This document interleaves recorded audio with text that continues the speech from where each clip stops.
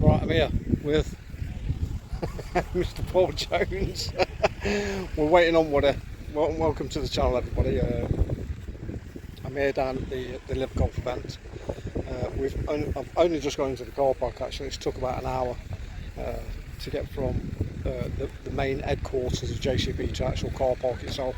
I'll report on that later, about the ups and downs of event management and stuff like that. But yeah, we're here now. We're just waiting for Woody to tip up, and then we're going to get the bus, because we've got to get a shuttle bus down to the entrance itself. So catch you guys later. Big welcome. Here's the lake, the main lake. The main entrance has just come through.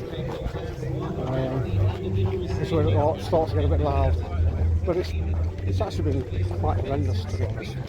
Very, very poorly organised as far as I'm concerned.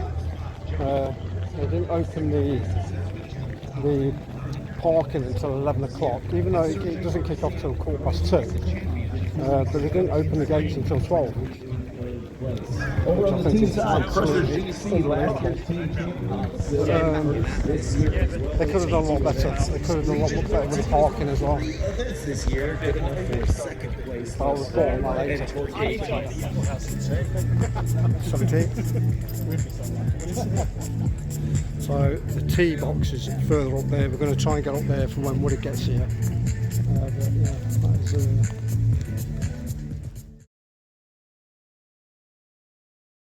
But yeah, that is, I'm sorry that they're not registered. Great shot there by Brandon. What is that? Brandon Grace in black.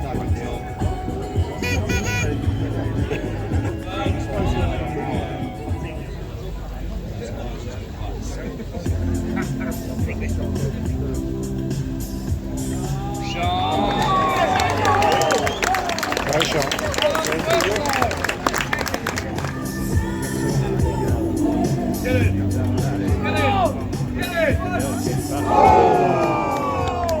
What happened? Go on, brother.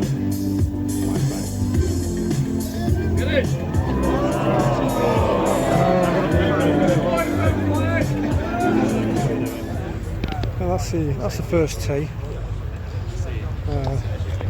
Quite a wide fairway. As you can see, the rough is absolutely brutal. You don't want to go in here. There's water on the left.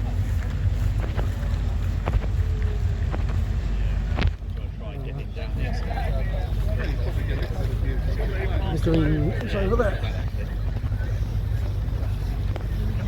It's right on the right hand side.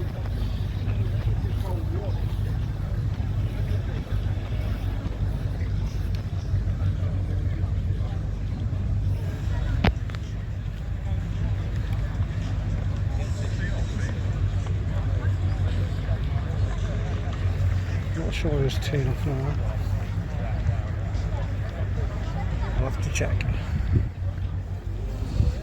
Mr. Garcia and his team. All more or less in the same spot.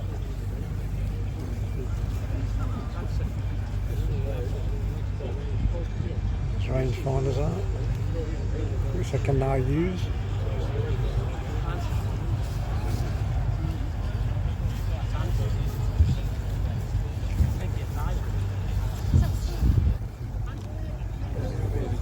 Okay, one thing's for sure here, you got a lot of noise. The crowd aren't quiet, there's music playing all the time, especially on their shots. So I don't know how off-putting it is for the players, but I mean, we're right by the speaker, which is just literally right behind me. No doubt they have. There. And the players are just there.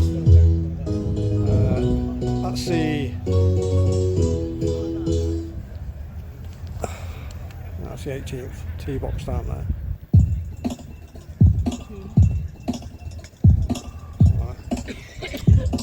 Yeah, it's nothing like the PJ, nothing like the PJ at all. But yeah, something different. We're just waiting for rubber to tee off. So catch you guys in a bit.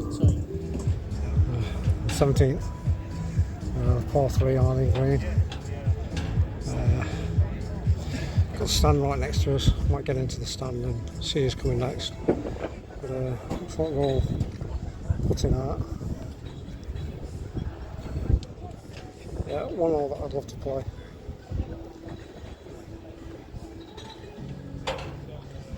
Lovely.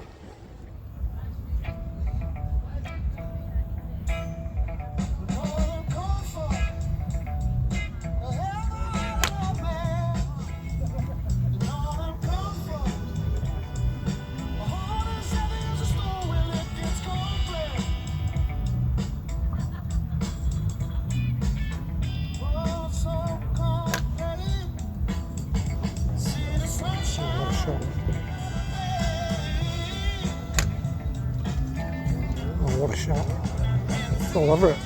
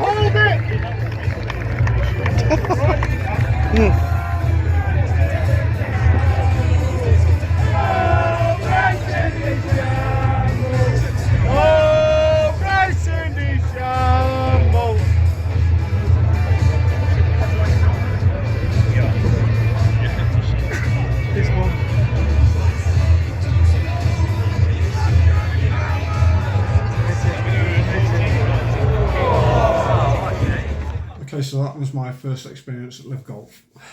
Quite an eye opener, to be honest. It was yeah, it was something different. Nothing compared to the PGA.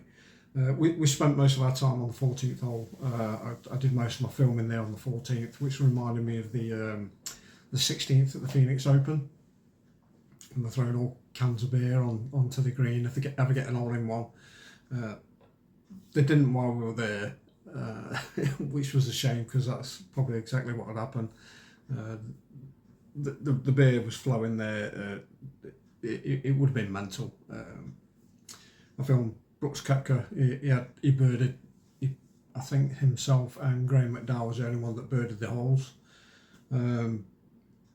Yeah, LIV. It was good. It was good experience. The only downside to it was actually getting to the venue itself. They could have done a lot better. The organisers could have done a hell of a lot better with the transport, with the park and ride from the car park to the actual venue itself. The traffic was horrendous. From the JCB headquarters, the road leading up to the JCB headquarters, it was just bumper to bumper for what seemed like an eternity. And then getting past the headquarters itself to the car park, it took about another 45 minutes to an hour. So I sort of set I'd look on Google Maps, see how long it took to get from my house to the actual course itself, and it was 58 minutes. And I set off at 10:15 because I had to meet the guys there at 11:30, and I eventually parked up at 12:30. So it was horrendous. Traffic was coming from both directions, from the M1 and from the A50 as well. So, you know, yeah, they could have done better. Paul, one of the other guys that I went to live with, he said that they'd have been better off doing park and ride from the Uttoxeter racecourse, which would have made sense. They had the buses there, excuse me. But all in all, it was different. It was very, very, very loud. The crowd do not hold back on any of the shots that the players make, which it proved that on the 14th as well. They just do not hold back at all, and it's proved that with John Rahm as well. I think it was on Saturday. He played a shot on some guy blurted out on his backswing, and he did it. He didn't do it once; he did it twice. And I think John Rahm's caddy lost his rag a bit with the spectator. So I suppose that's that's what they're there for. That's what it's all about with LIV. It's loud. It's it is loud. It just seems like a free for all, but like I say, it was an experience. PGA and LIV. Would I prefer to go to a PGA or a LIV? I think PGA. I'd much prefer the PGA. I think it's a lot more refined. It's quieter for a start, and I think it's a lot better organised as well. If they can get the start of it right, because the opening times for the course itself was at 12 o'clock, I believe, 12:30 or something like that, and they weren't teeing off until 2:30, so it gave 2 hours. But they could have opened the course a lot earlier, and traffic could have got there. The spectators could have got there a lot earlier, set up, had a walk around the course, got something to eat. 2 hours just isn't enough when they're expecting something like 40, 50,000 crowd and more.